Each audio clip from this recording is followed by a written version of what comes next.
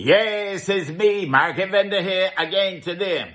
So listen, the Prime Minister did call for 5 minutes of reflection at midday on Saturday. So Market Vendor make sure that Market Vendor was in Market Vendor house and that Market Vendor could spend 5, 10, 15 minutes reflecting and thinking about things. And you know, when you reflect on things, that's where you start to get a little clarity. When you're rushing and you're doing this and you're doing that, and you ain't got time to sit down and pause and think about nothing, let me tell you something, you just get things wrong a lot of the times. But when you take a little time sometimes and sit down and think about things, and think about what you're going to do, and think about the consequences of what you're going to do, and what could happen to you and people around you if you do certain things, then sometimes clarity does come to you. You understand? That's why sometimes you get the best ideas and thoughts early in the morning when you wake up. Cause your head clear. It ain't confused with a lot of stuff in it. You understand? You didn't let a lot of people dump the garbage emotionally upon you overnight. You wake up with a clear head in the morning. And you're listening to the birds and the sound of nature and things. You notice how things will be real quiet in the morning and peaceable, generally speaking? Yes. So listen, I hope that you took the 5 minutes, and the 5 minutes, people say, well, what 5 minutes can do? What do you expect me to do in 5 minutes? 5 minutes can solve the problems? No. These 5 minutes is symbolic.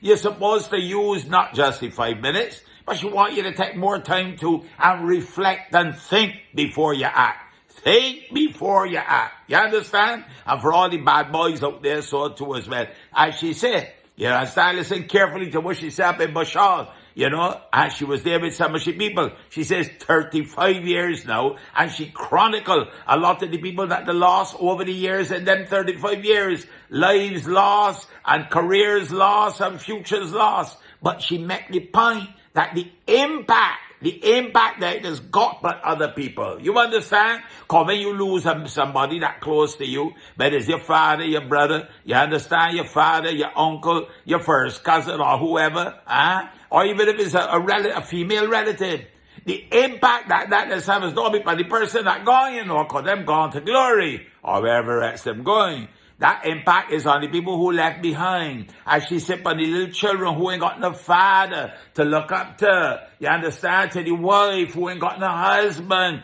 to be there to provide again. To the brother who was there as a support. For the old people who lost the son. You're supposed to bury your son before you get married, to all them kinds of things. So what she really want you to do is to sit down, take a little pause, reflect. As she said, this is not who we are. We know who we is as Bajans. We are the peaceable, loving, God-fearing, well, generally speaking, people. You understand? Yeah. We like we little sauce and thing on a Saturday, a little Dominoes in between, a little walk up every now and then, crop over and those kinds of things. Yes, we like all of those things, and we could mix everything from the church to crop over all into one big cobbler pot. I'm only a market vendor. I go on for now. You have a blessed and a wonderful day. You hear? Yeah.